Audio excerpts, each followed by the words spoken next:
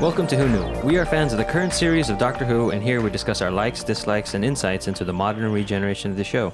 Visit our website, whoknewpodcast.com, email us at whoknewpodcast@gmail.com. Find us on Twitter and on Facebook at Who Knew Podcast. Subscribe, review, and listen to us on iTunes and Stitcher, or our YouTube channel, youtube.com/whoknewpodcast. Today's episode is episode 8 of season 3, Human Nature. The Doctor is hiding from the family of blood in 1913 England. He is without his memory, and the only one to protect him is his maid, Martha. This episode is written by Paul Cornell, directed by Charles Palmer. It originally aired on the 26th of May, 2007, and the overnight ratings were 7.1 million viewers. Hi, this is Eugene. Let's introduce ourselves. Hi, this is Brian. This is Kelsey. This is Josh. Hello, this is Auburn. Arlene. Hi, this is Frank. Pew, pew! The Doctor and Martha run into the TARDIS under laser fire. The Doctor demands to know if they saw Martha's face, and she says they couldn't have. He hands Martha a pocket watch and says that his life depends on her, this watch, and then the Doctor wakes up in 1913.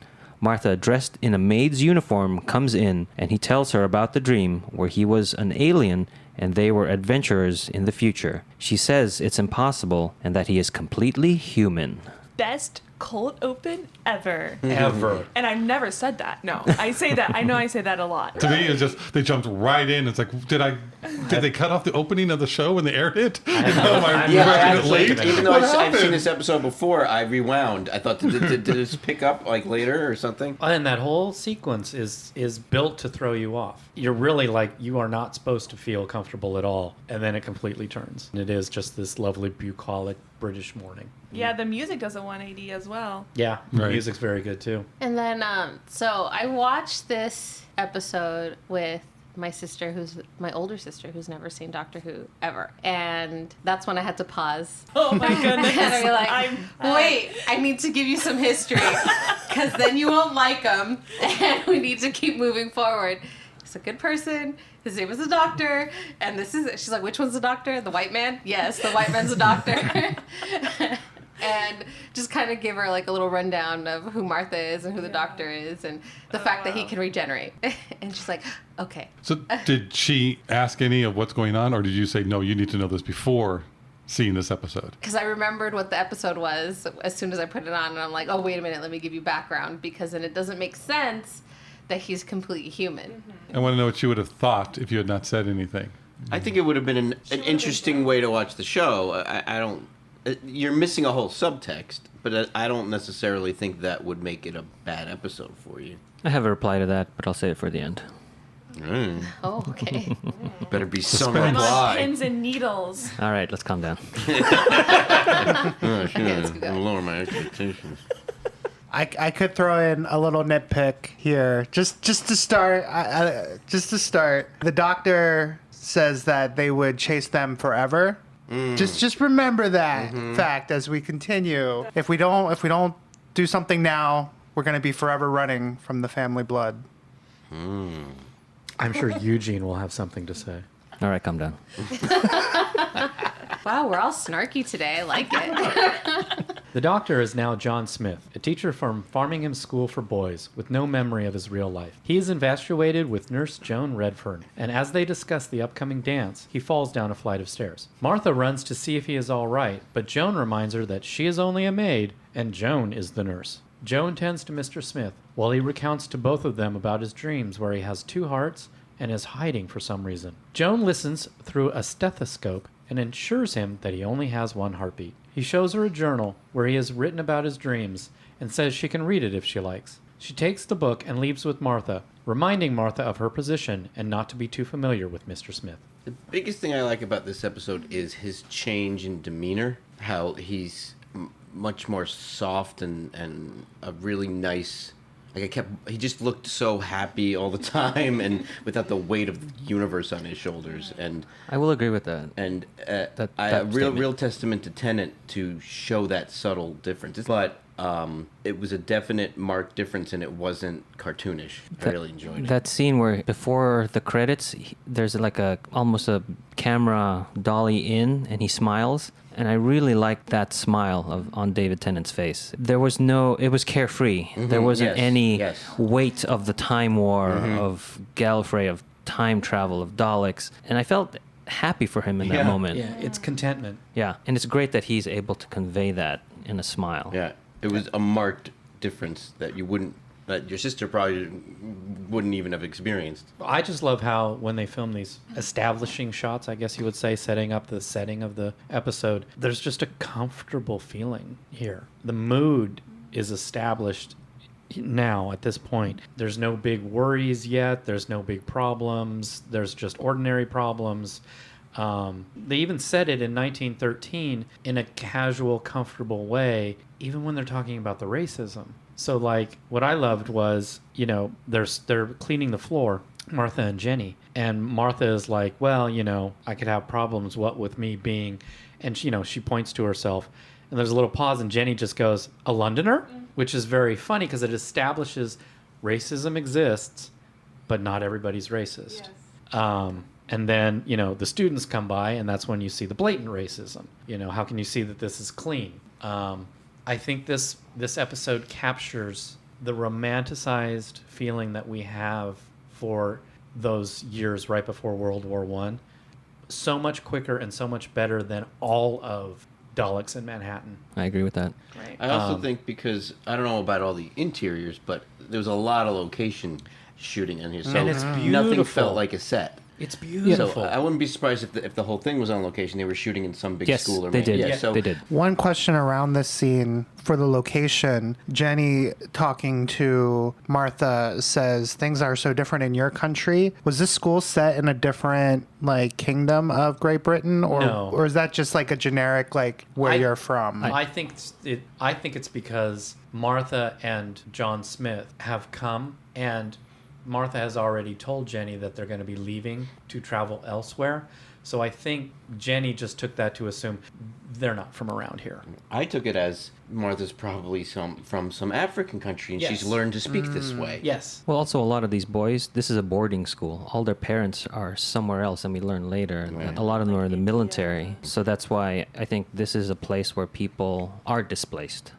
Okay. And this school is definitely in England. I mean, Yeah. this is your quintessential romanticized view of rich white kids' school out in the country, prepping these kids to run the country when they're adults. Yeah.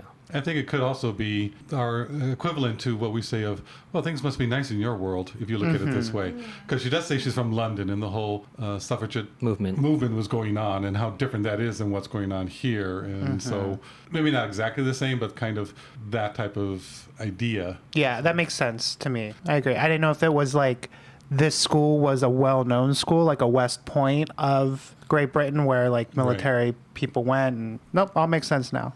I think there was the other line later. You'll get to it, but where he says that he learned to draw on Gallifrey. Right. And he said it was an island. Ireland. Ireland. He said it's in She Ireland. asked, "Is it Okay. Ireland?" He goes, "I I thought he think so." said, "Oh, it's an island," but he said Ireland. he says it's in Ireland. It's Okay. in Ireland. Okay. Back to the military portion of this, when they show that opening shot of the kids marching, and then there's the flagpole. Those kids are all off step, and Yeah, I know. I'm like, they would have known. That's basic military drilling. They should know how to march. Well, they were extras.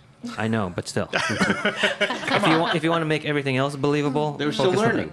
I love Martha in this whole scene. I mean, she knows, and she's dealing with the racism, but knows that there's something more important going on. She's only going to be there for a bit. Right. And also acknowledging that many of these kids are going to be dead in a Right. year or two because of the war. Right. But just her attitude when she comes barging in after the doctor falls, comes into his office. You don't knock. She runs back there. Her face. Knock, knock, knock. There, I'm done. And so she was like, fine, I'll pacify you as much as I can. But I got to know what's going And on. a lot of it too feels like what Brian was saying, where it feels like she's been dealing with this for a number of weeks now, or 2 months. 2 Yeah. months. So it's not new to her that people are treating her this way. Like we are stepping in after all this has been happening. So people have been giving her crap like that for 2 months now, and she's been dealing with it. So here we go again. Right, but I like what you brought up, Frank, because I hadn't thought of that. That shows such good character that Martha, or it shows that Martha has such a good character in her that she's not bitter towards it. And they could have gone That I more hadn't realism with it, but I'm glad they didn't. They're still touching on the issue, and throughout the whole 2 episodes, so much better than Daleks. And I think that's just the writing. Switching topics, when Joan, I should say, is listening to the doctor's heartbeat, and that starts Rose's theme. Oh, really? I And didn't that catch got to me, going, that's Rose's And when theme. did we first hear that? It's a different arrangement of A Rose's theme. variation, and Yeah. so they do it a couple of times, and it's like, does his heart know Rose? Rose. You know, and is it? But no, it Does isn't. his heart beat for Rose? We've had that. He definitely loves Rose Yeah. and all Yeah, that. yeah, that's So it's like, is it Rose? And Brian was saying, well, it's more him being in love, and is that the blossoming of the love between him and Joan? And that's starting. Probably So that makes music sense. is associated with love, not necessarily Rose. the one love, right? Because I'll point it out when they bring it up again, and it's more overt, I guess. But it's definitely used throughout this episode. I mean, I thought of Rose too, but in my mind, I really want that moment to be John and Joan, and just John and Joan, because I, in this opening scenes, I already love the two of them together. But Rose is in the journal. So Yes. it goes Because from, of the- goes from yes, the yes. heartbeat thing, you have to have that, and then talk about the journal, and then her picture's there. Oh yeah, and that And all must that. have stung so much. I mean, you see it. Yeah, in Martha's eyes. And Martha's face is like. But he also she was in the dream though. He told her she was in his dream. Yes, that's right. She But was. that was Yeah. reality memory, not something Right. he wrote down. He in didn't. the, He didn't make a point to write it down. And it wasn't important enough Right. for him right. to write down. Right. I do I did Oh, love sorry, the- Martha is in the. Martha is in the journal. We have a replicated Oh. copy of it, and she is in the journal. which you can buy online. But in the episode, Martha's not in the journal. I didn't know Martha was. Well, in they the didn't show journal. her in the journal. They in don't the show episode. her in the journal, but it's a plot point because Joan's like, oh, who's this woman? And Martha's like, oh, is it me? You know, and then it's not. Right. And Oh, I call her Rose. So it's like a double face. whammy for Yeah. Martha right there. No, I do feel sorry for Martha in this episode. I'll just come out and say that, like several times episode. Oh, Poor yeah. Martha. Yeah. well, this doctor definitely has a type. Joan, Madame de Pompadour. Yeah. It's like strong Rose. female blondes. And then Likes Rose his strong became blondes, that. yeah. You know, she didn't start off as that, but she became a strong. And I love that moment when, right before he falls, Joan is just like, "Could you stop being a man and just ask me out?" Oh, look, there's a dance. You know. I mean, like the subtle, not subtle segue. Right. She's like, Well, she led him right to that yeah, and she was flyer. like, John, have you seen this dance? I kept thinking of Back to the Future. It's the Enchantment Under the Sea dance. It's a rhythmic celebration of movement. And then to turn things a little on the geeky side, when Matron Joan, Nurse Joan, is tending to the wound on the back of John Smith's head, I kept thinking, is that the data panel from Star Trek? Data always wanted to be human. There you go. There you go. Human Nature is the name of the episode. And to go from a geeky moment to a history geek moment, the dance is on November 11th, which is the Armistice Day. November, the 11th hour of the 11th day of the 11th month in 1918 is when World War I ended. So it's the anniversary before it happens. In the boys' dormitory, Hutchinson bullies a younger student, Timothy Latimer, into writing his homework. When Timothy says that Hutchinson's father should enjoy his transfer, he gets pushed around for reading private letters. Tim says he didn't read the letter, but is good at guessing. It turns out Tim is a bit psychic. Another student, Jeremy Baines, says he knows where some beer is hidden and leaves through the window to find it. As he finds the beer in the woods, he is interrupted by a strange green light landing nearby. He stumbles across an entrance to an invisible spaceship and goes inside. He encounters aliens who say that they are the family. One of them possesses Baines's body and then returns to the dormitory without the beer, to the disappointment of his friends. But Tim can sense that something is terribly wrong. We're getting another example of non-subtle acting style with Mr. Baines. Mr. Baines? He ruins this episode for me. And I'm okay with it. I know Brian and Frank disagree. He doesn't ruin the episode for me, but I really have to take some deep breaths while he's on screen. He plays it like he's Sheldon Cooper, you know, from Big Bang Theory. He's like, well, what is this? This is odd. And his whole facial expression, how he touches the ship, it just seems like he's doing a parody. When later on in the episode, I won't spoil too much, when other people are then possessed, they behave the same way. So it falls into place when I They would disagree behave with you. very differently than he does. Where the other ones are more evil, but they seem to be true to their character. The father and the sister, yeah, but the mother I felt was doing the same thing. I would agree with Josh. And I disagree with both of you. To me, that's Doctor Who. There's always a bit of campy cheesiness in every episode. This didn't have Yeah. much in the makeup or effects department, but it had it there. The kids would love this. Yeah. Yeah. And I don't know if I necessarily blame the actor 100% because it's definitely something that the director wanted. Listening to the commentary of the episode, they love him. It's like, okay. I do think he gave them what they wanted. Yeah. Otherwise, they would have told him to do something else. Right. Yeah. And that to me, that's so opposite of what the rest of the feeling and tone Well, of the show it is out of that tone it's with too the much. episode. It reminded me of Hungry. Right. Yes. When he was going to follow the green light and finally reach the spaceship, I took it as he was such an upper crust, like expected the whole world to bow to his will, that this thing happening in the middle of the woods, he was like, well, of course I should go and see what's going on there, and it's going to be okay because I'm some lord's son, and everything's okay. So I think that is how it is Yeah. portrayed. It was almost like that tone that the Sheldon mannerisms that you mentioned, Frank. It was almost like he was like talking like he's heard his father talk. To This cover is his how fear. I should to cover his fear. Yeah. Yeah, this is how I should act in this situation. I completely Okay. agree with you on that. Totally agree with you on that. And I've always felt that. Yeah. I don't think it's an effective portrayal. This is the same actor who played the Targaryen on Yeah, the first Viserys. Viserys, and Something like that. I I feel the found- same way with Yeah, Viserys. no. And I agree, Ryan. With Viserys, the acting of Viserys bothered me. I think when I watched Game of Thrones. It's never thrown me out of it. I just accept it and move on. It's not something that bothers me like it does you guys. Well, I will say now, as we move through the 2 episodes, it gets better. But Yeah. I like the effect of the invisible ship. I thought that was Oh, cool. yeah, that was very cool. well done. Yeah. Also, too, thinking about, like, someone would never do that. Like, no one's going to go into that ship. It may not even occur to them it's dangerous. It's not like us saying, that looks like a spaceship, I'm not going to go in there. To someone of that time, it's so foreign. They may not even understand. And he's a kid. I saw it more like he's really cocky. Well, yeah, I took it that way, too. He's like, well, if anyone can investigate it, Yeah, I can. right. And I can know what's going to happen throughout all these things. Yeah. So I'm not scared because nothing can hurt me. They've never seen aliens yet. Right. Exactly. But I mean, Baines is not a character you're supposed to like. Right.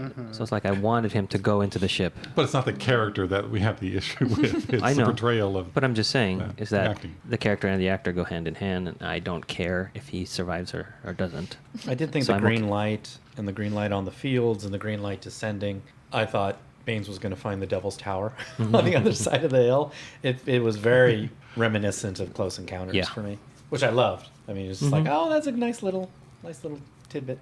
And it's green light. Sorry, it wasn't blue, Eugene. Well, Greenlight has a lot of history with Doctor Who, the Green Death and other monsters. So there's lots of green in Doctor Who. There's like one point there's a green. Is it the Green Death with the green hand and infecting? And then Ark in Space, it's Ark in green Space, bubble wrap. It's a green alien larvae. With larvae. bubble wrap. Yeah. Gross.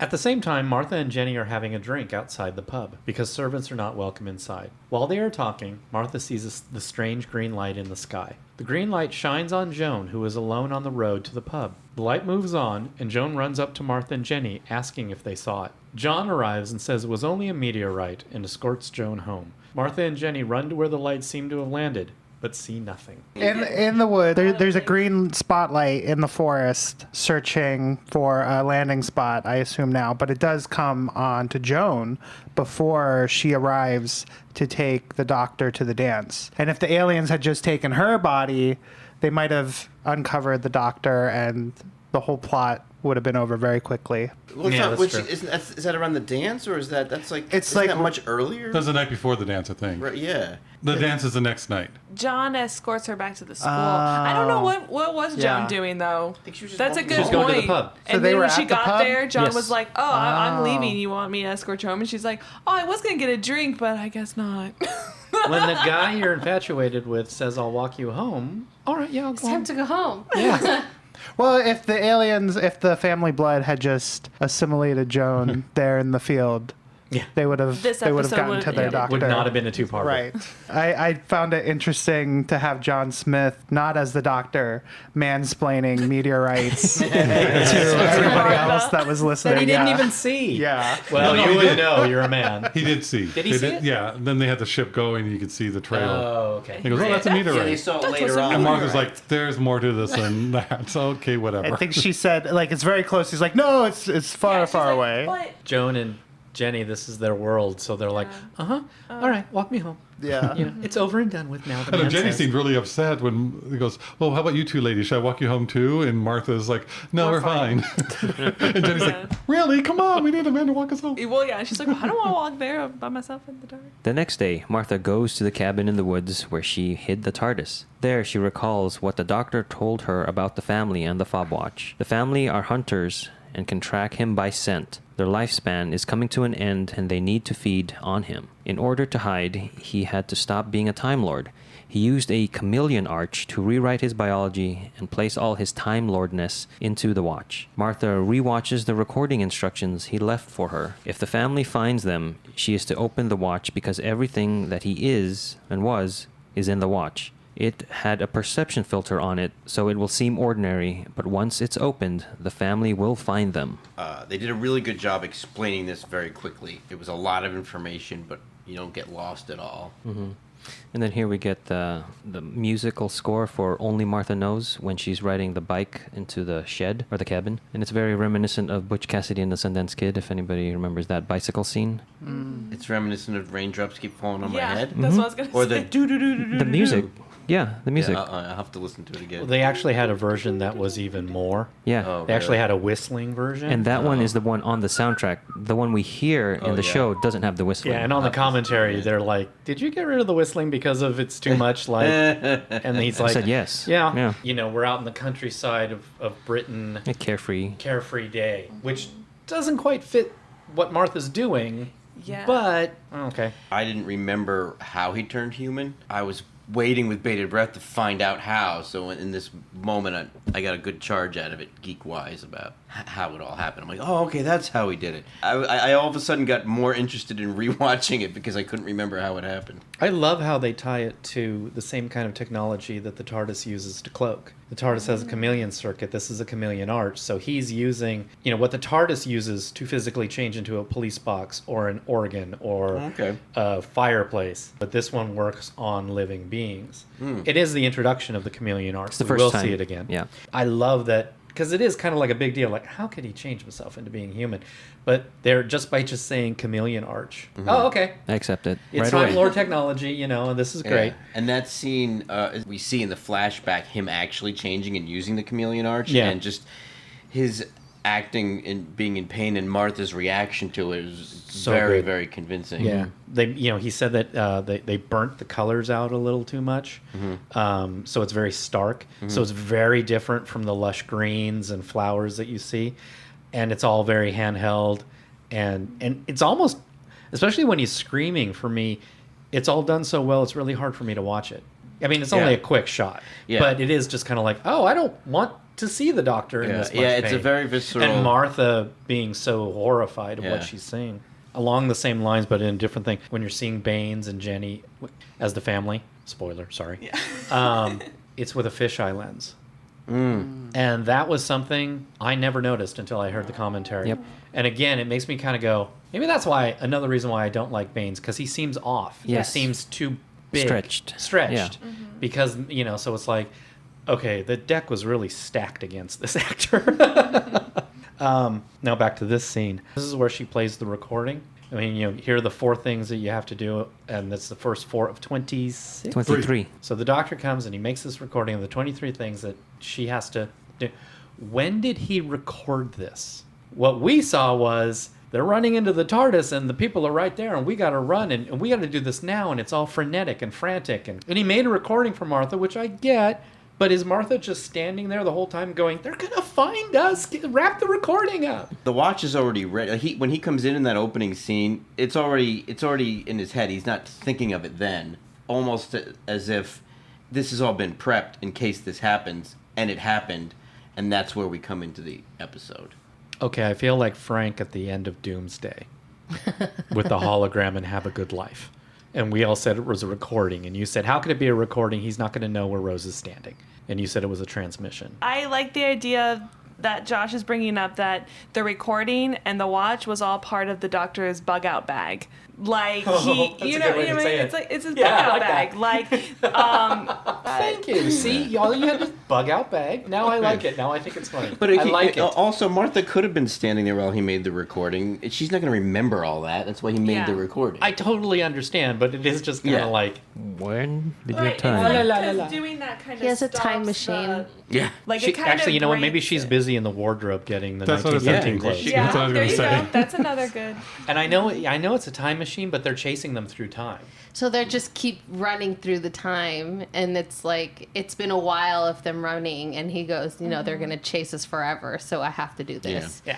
So as they're still running, Maybe they only catch up to them every 33 minutes. Maybe. There. yes. Yeah. I don't never have had a a sound problem effect with for it. I mean, either I like that idea that it's done beforehand as the bag, but I never had a problem with it. It was, this is going to happen. We're getting everything ready. And even when he went to sit down, he's in a rush. He's there sitting down. Yeah. But I have to tell you everything's simple and straightforward and tell you all rather than rushing through it. So he's calmed himself down just to say that part. She's off doing something else, getting ready. We're going to 1913. You need to get the outfits. You need to get all that stuff prepared, you know, because I'm not going to be useful to you. So these are all the things. And so she's off doing that. I thought it actually occurred to me as well, but I kind of just thought what I said. Did he just like black out after the chameleon thing? Like, Yeah, how did then he Martha get had into to the like school? Martha had to get him out of the TARDIS, because if he's John and he wakes up Why am in I the TARDIS, Why am I in this big room? He has residual memory. He said that I'll have enough residual memory to install you wherever we go. And then it'll The go. TARDIS will take care don't of let me. But don't let me lose you. Yeah, don't let me lose you. that- And then See, I'll have I- enough residual memory to like get her in, and then it's gonna gradually go away. Like everything that he has as a doctor is just gonna be like gone completely. We didn't see so that. when they first started the school, he was the doctor pretending to be No. John No, Smith? No. he He's was John John Smith. Smith with a little bit of with the faint idea That he's of the like, doc- oh, this is going away, doctor. Like, Oh. like he knew what he was getting himself into. I am They John probably Smith used the with psychic paper to get his Yeah. papers into the school. schools and like do like that. Yeah. She just kind of inserts him into the path of their story. And she probably has the psychic paper. And when they arrive, she might be like, "Oh, sir, here's your credentials to show them." And shows them, and he says, "Oh, look, I'm a teacher, and this is my maid, I would like her to be a housemaid for the school," and that all gets set up. So that's how I see that happening. There's the energy you're talking about that he will recognize Martha as the person who's giving him the information and control, you know, going the suggestions of this is what's happening. I'm going along with whoever this person is, this Martha. I have enough of that where I'll go along with what you say, what you're doing. Like you said, putting everything in. Oh, I'm John Smith because she says so. Going along with it. Okay, that's right. I'm a teacher. That's what she said. That's who I am. I'm going along with it. That's the But the essence. TARDIS took care of all of this. Yeah. So how does Martha know? It's in number 12 through 15 of the That we recording fast-forwarded. things that we never see. And I also And think, I mean, that's kind of like half a joke, but also kind of half serious. And the thing is, to me, I like that a lot because it really, even though we don't see it and it didn't need to have happened, I like it because to me it really puts Martha, it really is like Martha can take care of anything. His inherent trust of Martha that the TARDIS gives him, I see that as like a reverse like perception filter. Like, here's the perception filter on the fob watch. Leave it alone. Don't touch it. At the same time, he has a perception in his mind of Martha. You need to innately trust this person. It's either in the flashback or in the video. Don't let me abandon The you. video. Rule 4. So it's Right. not, the TARDIS isn't gonna completely make a connection And between even them. jumping the timeline in the episode a little fires bit, he her. does fire her and get rid of her. But that's what I was talking about with what Arlene was saying. That's what she said there was. He'll have enough residual something. I can't remember the terminology that you used or it was on Energy. TV. That he'll go along with what she says. You know, so there's enough there at the beginning. So that's what I thought it was more of along the lines of Martha's, you know, will lead him. I will follow where you go, where you lead me. So there's So it's enough kind there of we're to tie saying us the together. same thing. Right. Right. just in different perceptions. Because that's left to interpretation. So Yeah. I wonder if they anything had is. him record the whole list. It's on the DVD. Oh, it's is a it? deleted Really? scene. And so what happens is that he records 1 through 4 because those are written out for him. Right. And then he has to fill in for like 4 minutes. So he rambles. He says, "Don't let me eat any pears. If I'm That's hu- number 5. He hates pears. And if I'm a human, I don't want to eat a pear and then be like, I have this bad taste in my mouth." So Tennant was improv. Yeah. Yes. And he then- talks about, oh, my favorite song is. The favorite band was the House Martins. So I really like the House Martins, and this is really, and he just talks. And he's like, so this is what I'm supposed to be doing. And then 'cause after, you're just gonna and then after fast that, forward it to was this. gibberish. He just starts saying things like gobbledygook, and then at the end, he says the last part that's actually recorded. So they filmed that portion so that they could fast forward through it and then get to the last part. So I tried to watch this episode at work, and it was at this point where I got a little emotional. I was like, "This is the hologram moment from Eccleston." It's like, I'm gonna turn this off, and I'm gonna watch this at home. I have 2 things for this scene. The first, great job by the art department. I don't know if you guys noticed the Gallifreyan sticky notes Yes. on the video monitor. video I've monitor. noticed them in the. Yeah, I remember they're- noticing It's them, awesome. but not. Yeah, they were very cool there. And second, connecting to what I said at the beginning, it's here that we get the part of the story that we'll hide and wait for them to die because the family has a 3-month lifespan if they don't Find a new host. find a new host. He guess, says that in the yeah. video. Like mayflies. Yeah, it's very quick and it doesn't matter. Like you all know, have to be hiding for it's a 3 good months. show without it. It's just one of those things where No, you're right. But he said that thing in the very beginning. That's Right. totally contradictory. right. So they could have flown around for 3 months of time and just waited out them dying. Maybe the TARDIS, maybe fuel was low and they had to Oh, land No, then you they know would have what? found them. Yeah. I mean, he's really making them out to be a really, really, really big threat in the Right. beginning. So it's like there's nowhere we can run because there's But nowhere they- in time and place where we can run for the next 3 months without them finding me. So I need to not exist for that Right. 3 month And period. they are hunters. But they Hunters. couldn't just keep Running. going for 3 months. Instead, they They have could to have been running go to a British constantly town for 3 and months have with the people threat die. of possibly something Yeah. going wrong and being caught. I get it, but Yeah. there's a little I think- disconnect yeah, for I me think in what the. Auburn- Oh, sorry. I think Auburn's problem with that is he was like, okay, so the option is run for 3 months or hide for 3 months. Like the likelihood of us to outrun them for 3 months was probably, I guess, was low enough that the doctor chose to hide. Never tell me the odds. No. Yeah, no, I mean I buy Yeah. it. I'm not saying it ruins the episode or anything. It's just one of those things where like, wait, and then it took them 2 months to find them in this town because They hid really because well. they were hidden really well. But you know the consequences of hiding amongst civilians is As we'll find out. Yeah. It's all Tim's fault. yeah. But I understand what you mean. I wish they would have written it just that one line a little Yeah, bit differently. it's like, oh, they'll chase us 'Cause forever. it's such Well, a no, good they would have episode, chased but- us for 3 right. months. So that- Maybe Rather he than meant they'll forever. never give up. Maybe he meant forever because they were traveling through time as well. Yes, and of course there's the whole outside of time. Maybe in that case, then they could live forever. I like that, Josh. Forever is 3 months. Tim visits Mr. Smith to borrow a book they discussed earlier. As John looks for it, the watch calls out to Tim saying that it is trapped. He opens the pocket watch, which alerts Baines in another part of the school. As John returns with the book, Tim quickly closes it and puts it in his pocket. He's very confused by the images in his mind of John Smith being the doctor. In the dormitory, he opens the watch again, which tells him he is not alone and to keep the watch hidden. You'd recognize the 2 other notable actors in this show. Was Tim from About a Boy, right? Was it? No, Love Actually. From Love Actually, the young boy. Yeah, I did that the other time too. His name is Thomas Brody Sangster. There you go, Thomas Brody Sangster. I was about to say that. Rolls off the tongue.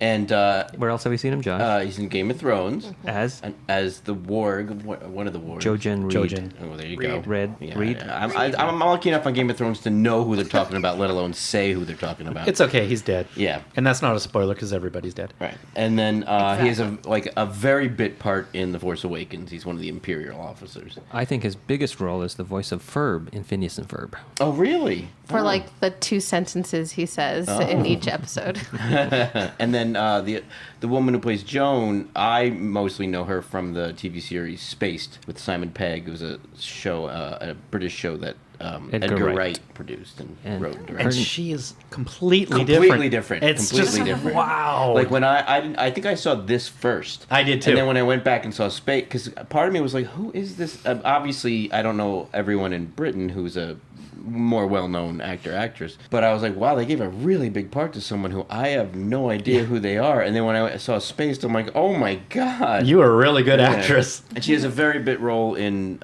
Shaun of the Dead. thank you. Her name is Jessica Hines. And then Baines is played by Harry Lloyd, who is the great-great-great-grandson of Charles Dickens.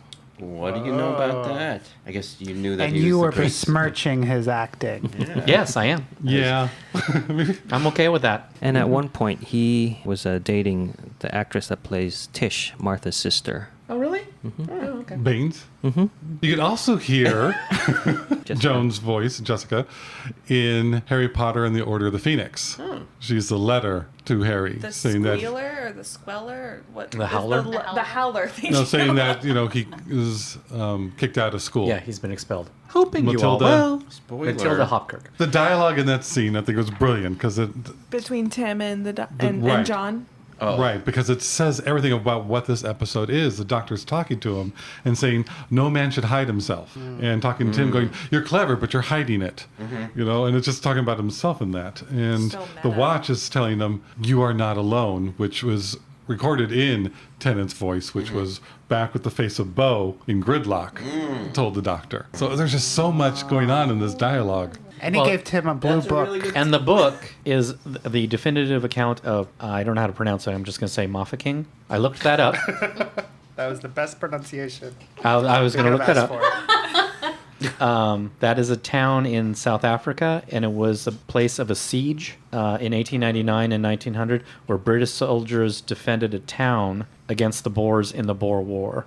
So they just threw that in there as a little Easter egg because it's a little foreshadowing. Tim should probably read. He'd need those skills soon. Baines senses the watch again and communicates with the family to activate their soldiers. Mr. Clark, a farmer walking nearby, is surrounded by scarecrows and taken to the alien ship. A young girl, Lucy Cartwright, is also taken by the scarecrows. They are both possessed by the family and now refer to each other as father and daughter. Later, the scarecrows capture Jenny, who is possessed by mother. Isn't it father of mine, daughter of mine? I love that. It's a nice little clever. That's something Russell came up with. And those scarecrows are really creepy. Aren't They are done well. They're really creepy. I think the There. best Yes. one is the one with the red stitching. It looks like blood. Oh, it's so scary. Is that really what scarecrows look like? I don't know. Scarecrows are Very. more, scarecrows are whatever you have on hand to use. Yeah. It was mentioned that Russell did want to throw in a traditional villain, so I think this was him just saying, just make something scary. I don't know if it's like very historically accurate because in countryside, 1913 Britain, would you really see a child holding a red balloon. rubber Yeah, balloon? Where would she have gotten the balloon from? Yeah, I had red helium balloon. With helium. Helium. That That's why she lasts didn't for a give it really up. long time. I think it's a total This is nod. something special. I think it's a total nod to the red balloon. Yeah. We recently watched Remembrance of the Daleks. Remembrance of Yes. the Daleks, where we had a similar creepy little girl. And is it the same It's the music same. cue? It's the same music, but arrangements is different. Okay. Oh, interesting. That creepy nursery rhyme Yeah. music. It's just so Love fun Doctor to have Who. creepy Yeah. little kids. Yeah, and she skips as well. Yeah. Yes. Yes. Well, all little girls are just creepy. yeah. Go. Ow! The scene where they took the little girl was longer, and it's part of the deleted scenes, which I don't know if in the actual episode, if they kept it, if it would have slowed down or had an odd pacing, but it was a good scene. I and think it liked- slows it down. I liked it. I liked Yeah. how it went on and how she interacted with the scarecrow. I just thought it was nicely done. And you that's- can see that on the DVD. Correct. And those guys playing the scarecrows were also the Cybermen and the Ood and some others, like the background monster extras. So it's Don't funny. pull back the curtain. You mean the actors or The people playing the scarecrows, right. yes. No way. Oh, that's They're great. the regular background monster extras. Nice. I didn't even cool. know that was a job. John is overseeing artillery training where Hutchison is complaining about Tim's lack of concentration. Tim is having a vision of a future where he and Hutchison are killed by a bomb during a huge battle. Smith gives Hutchison permission to take Tim away for a beating. Yeah, I know. No. Casually. Just a casually, Different yeah, time. permission granted. Different Was from the time, guys. doctor. It's- Different time. And I think they say on the commentary that they were really pleased that got left in. Everybody really wanted it to stay in, and they just thought that it might get cut. But they left it in, which is great. Where was I? Baines sniffs John, but doesn't smell Time Lord. Later, John and Joan are walking around town, and she tells him that she does not like the military discipline the boys are receiving. She asks him about the story in his journal about a war coming next year that is like a shadow falling across the whole world. He is distracted when he sees a woman with a pram about to walk under a falling piano. He grabs a cricket ball and throws it, causing a chain of events that ends with a milk jug falling in front of the woman and stopping her, just as the piano falls to the ground. Full of excitement, John has enough courage to ask Joan to that night's dance. What's a pram? A baby stroller. There we go. I'm just asking for us ignorant Americans that call everything by a different name. This is something we don't hear often. What's cricket?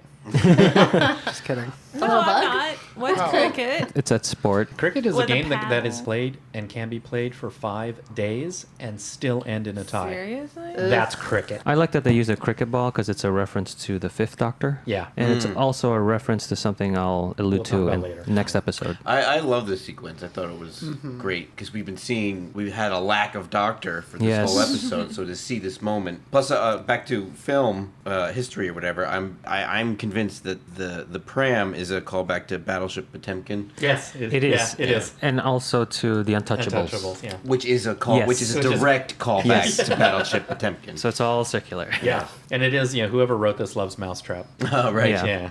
So, Not the Agatha Christie play, the actual game that we Yeah, had for our kids. from Yeah. Milton Bradley. so that's In stores now. All the cause and effects. Or go look, along there's the a whole rope. route. It's fraying. It's about to fall. A piano is being lifted up. Yeah, why is it always pianos? Because it's the most 1913. dramatic crash. I was waiting for Laurel and Hardy to run out after it crashed. This is another example, like Frank pointed out earlier, where dialogue is really, really good. But Joan says that her husband died at Spy on Cop. which was another battle of the Boer Wars. This was in the Second Boer War. in South Africa. So, which is like the last major military engagement that the British had before World War One. So, if you notice, there's a pattern. These episodes are talking about war, and war happens over and over and over again. But the way they write it, they're saying that what is to come is like nothing you've had before. It's one of those things on a deep level Yeah. of the episode where you just kind of think about it. War is inevitable. War happens. It just happens over and over again. And these people have become used to it. They're teaching their children how to fire machine guns without even a thought. And then they give casual beatings. And, But the, this and one- the doctor was teaching about war when he's first opened up the episode. Waterloo. Yeah, it was Yeah. the Battle of Waterloo. With Napoleon. So then, if you listen to how the doctor is talking, the doctor says, because she's saying, I want heroes that are not war heroes. And the doctor says, well, you can have that. And he says, everyday life can provide honor and valor. Does that sound familiar? You can find countries' heroes in smaller places. Doesn't have to be on a war battlefield. And then he says, well, he's actually pausing while he says this next line, where he says, you can find country heroes in the smaller places in the most ordinary of deeds. So I keep harping on it, and I hope you all don't mind. But again, it's the doctor saying ordinary is extraordinary. And this is John Smith. He's not the doctor, and yet it's still there. The goodness of the doctor is the goodness of John Smith. And I just absolutely love it. And then later they're walking over the hill, and Joan says, the doctor is the person you want to be. And he says, well, yeah, all right. And she says, oh, but he has an eye for the ladies. He's like, oh, yes, he does. And she says, a girl in every fireplace. Oh, she says fireplace. I Yes. didn't catch what she said. So a little callback there, a girl in every fireplace. And I like that this episode is delving into history, which is what Doctor Who started out being, but it's not our history. So these Boer Wars that the British fought is something we don't really know about. And there's a movie with Michael Caine and somebody else. It's Breaker Morant. I think that's more accessible to us as American audiences. You can watch that to learn a little bit more about the Boer Wars. That's the name of the movie, Breaker Morant. So what Yeah. about The Man Who Would Be King? What's that one? That's with Sean That's Connery. after the Boer War. That's yeah. Now I want to watch all these movies. So that's something we don't know about. Yeah. This is also where we get the moment where Gallifrey sounds Irish, Yeah. which I love. This is also the moment where his parents are Sydney and Verity. Those are the two creators of the show, Sydney Newman, and Verity Lambert. yes, who we thank at the end of every episode for creating this great show. And I also love Joan's line, he says that Verity, his mother, was a nurse, and she just says, "We make such good wives." Yeah. I love that line. There's just so much in that line, and it's so of its time. As he walks her back to the school, Joan says she believes this imaginary doctor doing impossible things is the man John would like to be. Back in his room, he draws her portrait in his journal. Like one of his French girls. They share a kiss, but are interrupted by Martha barging in. He yells at her, and she leaves, going back to the TARDIS saying that there is nothing in his instructions to deal with the Doctor falling in love. She returns to her room and meets up with Jenny, who is now Mother. Sensing something is wrong, Martha runs away as Mother shoots at her. She returns to John's room but cannot find the watch. She slaps John in an attempt to snap him out of it. She tries to take him to the TARDIS, but he throws her out of his room. He and Joan then head to the dance. So, John, tell me, can you dance? Well, I'm not certain. Are you certain about anything? And the doctor dances. And he's saying, I'm not certain. He doesn't say no, and he doesn't say yes. He just says, I'm not certain. Who is this person right now? Yeah, because earlier when we saw him save the woman with the stroller, it's like to me that was like the doctor coming out wanting to help somebody. And then now we get back to this scene where he's uncertain. It's like, there is something in me, but I'm not sure what it is. It's like the two personalities kind of fighting over control of the body. Have we ever seen this doctor dance before? The Yeah, last we have. one? I can't He remember. would dance with a lady in the fireplace. Yeah, he came back drunk. That's right. And he was dancing around. They play Rose's theme again when they kiss. And see, that's what makes me think it's more for the love theme rather than the Rose theme. Yeah, I don't think it's one or the other, but I Right. think it's both. But it's Rose's theme. Yes, but Yeah. they Love of played his every time resistance. an intimate moment happened. Yeah. What is it called on the soundtrack? Rose's theme. But it's a slight variation on it, which is nice. They're- So that's why I think it is more just love. But On the soundtrack, there is no track for this moment. So it isn't, they don't play it on the soundtrack.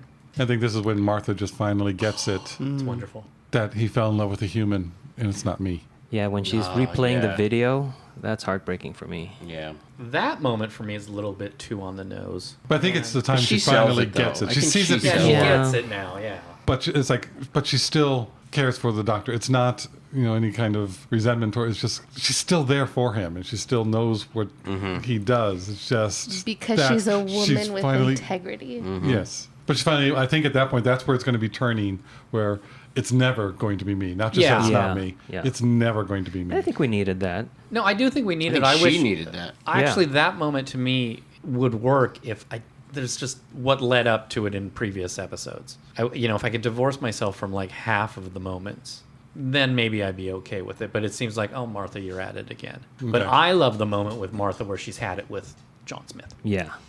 Oh, you complete this, and she's got the finger going. She's This is not you. She's back to modern day. Yeah, this is where 2007 Martha is out and in full force, and boy, is that a gratifying slap.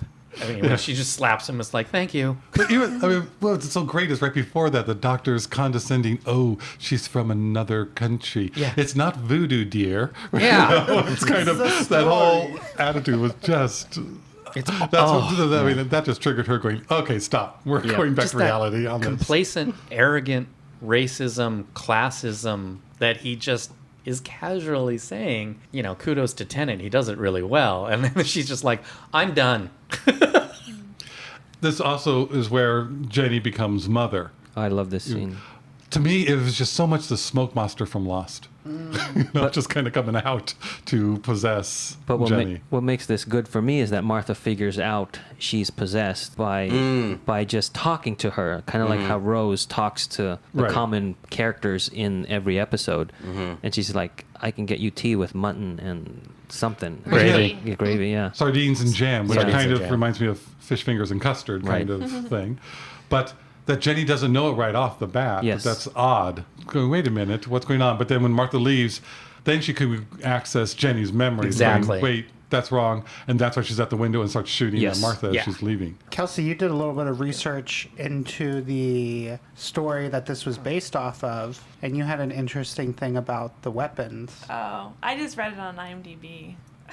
Is that research? That considered research IMDb Yeah, trivia? With the there's a creature inside. Is that what you read? Yeah, that they wanted the family of Blood's weapons and their ship and everything to be organic. And when you pull the trigger, it jabs the creature, and then It screams. And then the creature screams. So what? And then the scream emits the laser. So every time that you see the laser, it's a scream from a tortured creature. Wow. Yeah, I think it was abandoned because it was too difficult to actually show a creature inside or something. Yeah. But then back to what you're saying about the organic quality, even the way the gun is, it doesn't look like a normal gun. It's very very It unique. seems aquatic to me Yeah. for some reason. Paul Cornell wrote the novel that this is based on, and then they adapted it into the screenplay, and we'll talk about that more in the next episode. And did they have the author do the screenplay? Yes. Yeah. Martha meets up with John and Joan at the dance and shows him his sonic screwdriver and tells him he is the doctor. The family arrives at the dance with their scarecrow soldiers. Daughter tells them that John is the doctor, but they say he's no good as a human and needs to turn back into a Time Lord. They hold Martha and Joan at gunpoint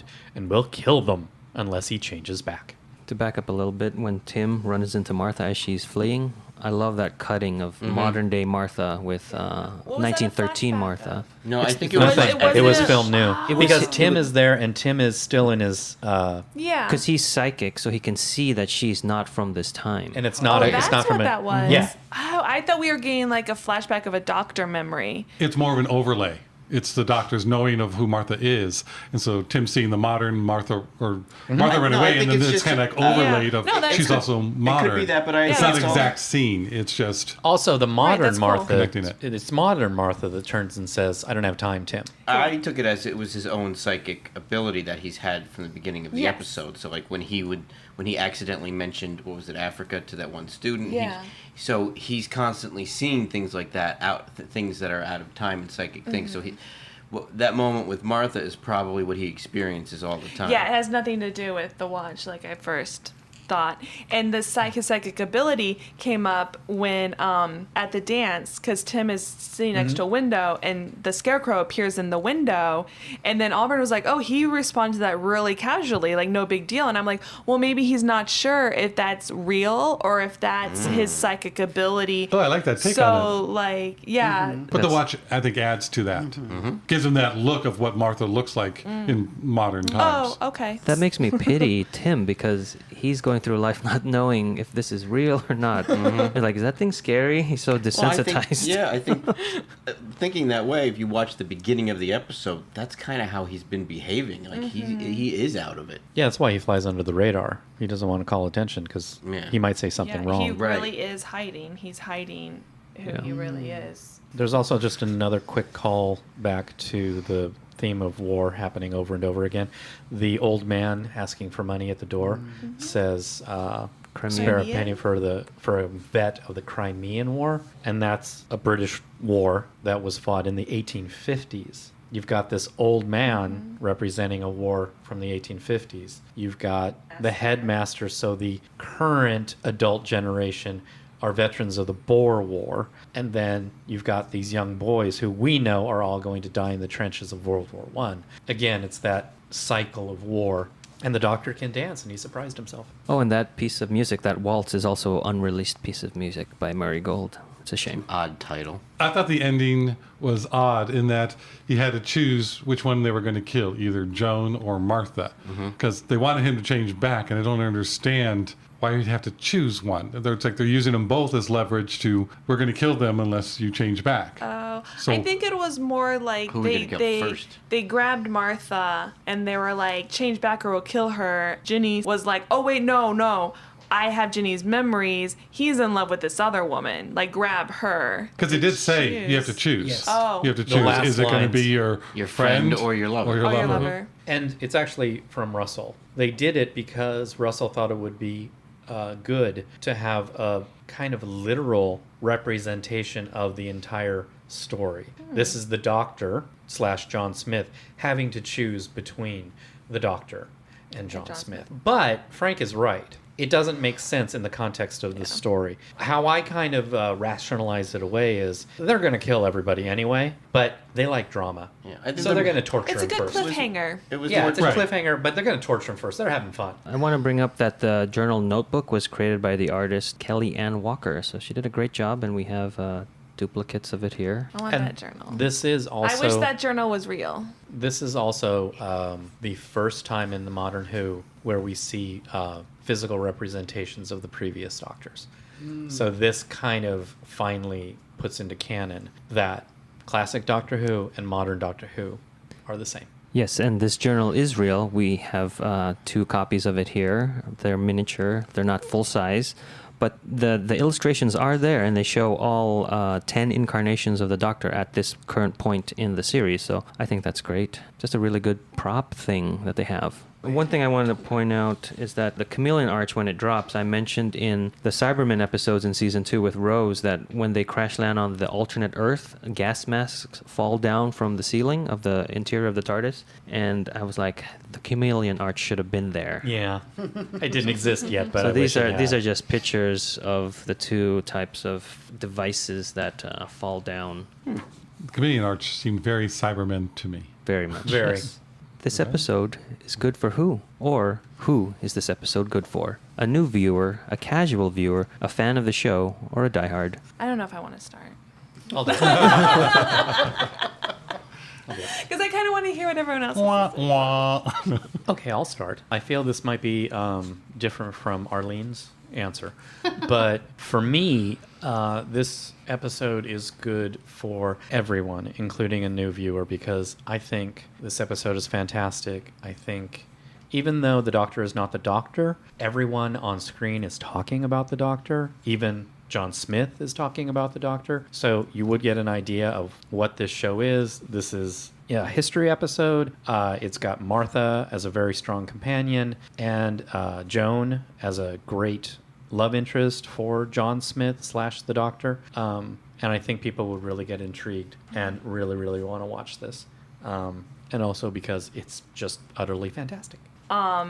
You know, you've been watching up until this point, and you hear the Doctor talk about humans and humanity and the how do you say it, Brian? The Ordinary? Is it yeah, extraordinary? The ordinariness of humans. You know, what would the Doctor be like as a human? I know we had a companion who would have loved to have the Doctor turn human, but I don't necessarily remember about this episode, but it's in my subconscious. Like, this episode influenced the way I saw the Doctor moving forward, I think, a lot. And I don't realize it because I don't remember it because it's in my subconscious now. But this is definitely good for a casual viewer. I'm on the fence about whether it'd be good for a new viewer because I feel like they would spend most of the episode completely confused and completely lost, and that's not how I want to introduce Doctor Who to someone. I don't want them to spend the whole time lost.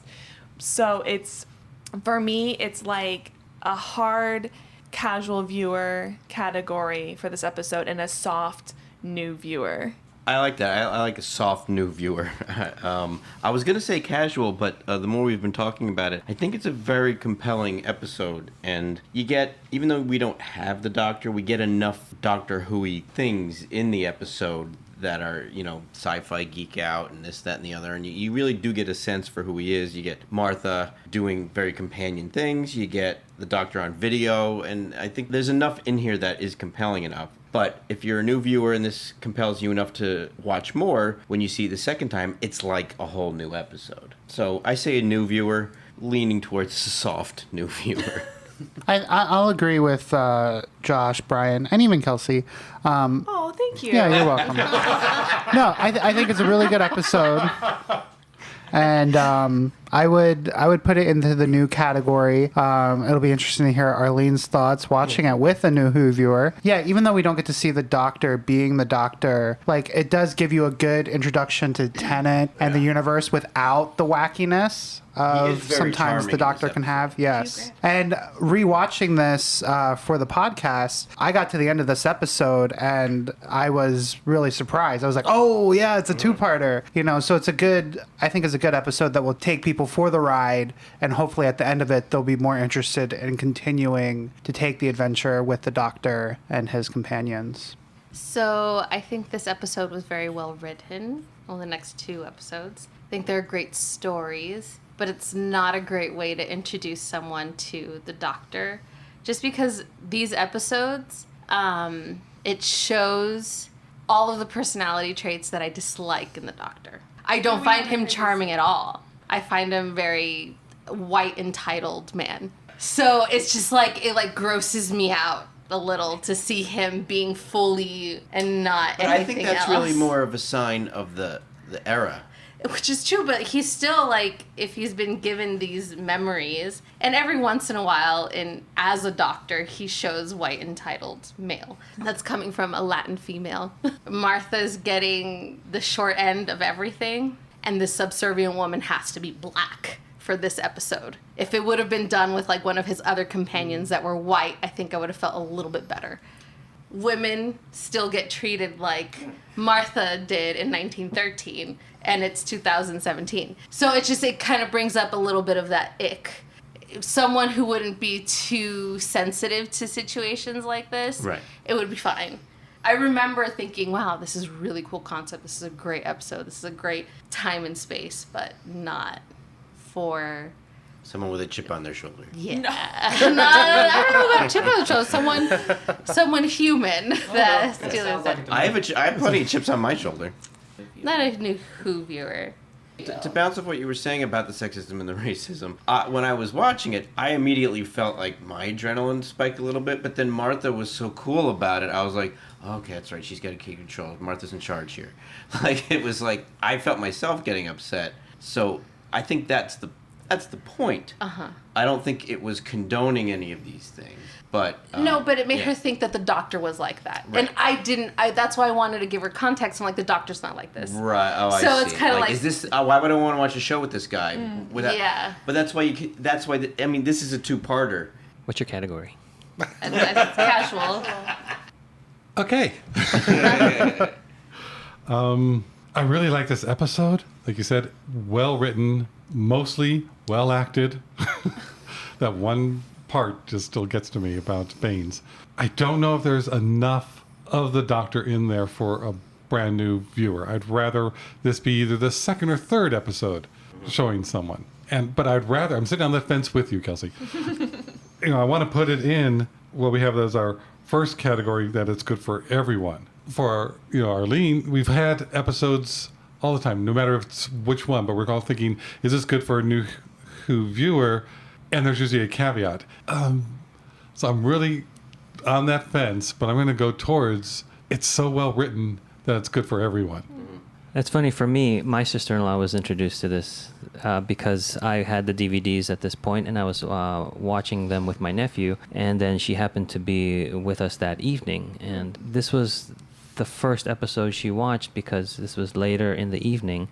And by the time the episode wrapped up, she's like, this is not going to end. It's not going to give me the closure that I want. But it was late, and I had to stop and put my nephew to bed. And she was like wanting to watch the next episode.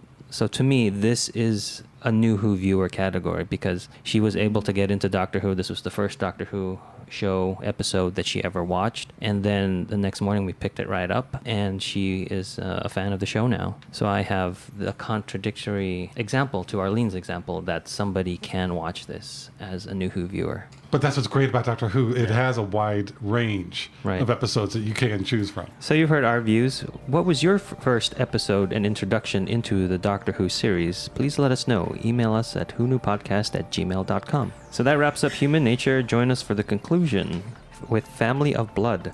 We'll see you next time when the future becomes the present. You've just listened to an episode of Who Knew? Our wonderful theme music is by Michael Grady. Find him on Facebook At The Universe Explodes. All our episodes are engineered by our very own Auburn. Find me at auburnbinkley.com.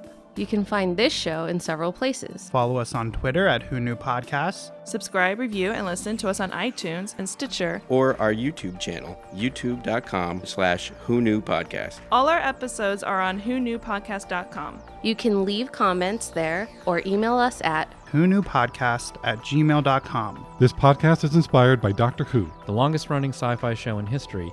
And especially the revival spearheaded by Russell T. Davis. Thanks to Russell, Sydney Newman. Verity Lambert. Ron Grainer. And all those involved in the adventures of our favorite Time Lord. Your work continues to inspire and entertain. That's a great That's job so if you can get it. cool. That's their party trick. All right, who wants to see me being oohed today? This is my ood. This is a scarecrow. Can you guess which one this is? I love it. I want to befriend one of these background extra guys now. So. Ralphie, do the ood. Do the ood. I'm sure Eugene will have something to say. All right, calm down. Wow, we're all snarky today. I like it. How long Dialogue. have Have we been recording already? Just an hour. So long. I'm like, wait, stop. I was like, oh, we're only at that scene. There's so much in this episode. We just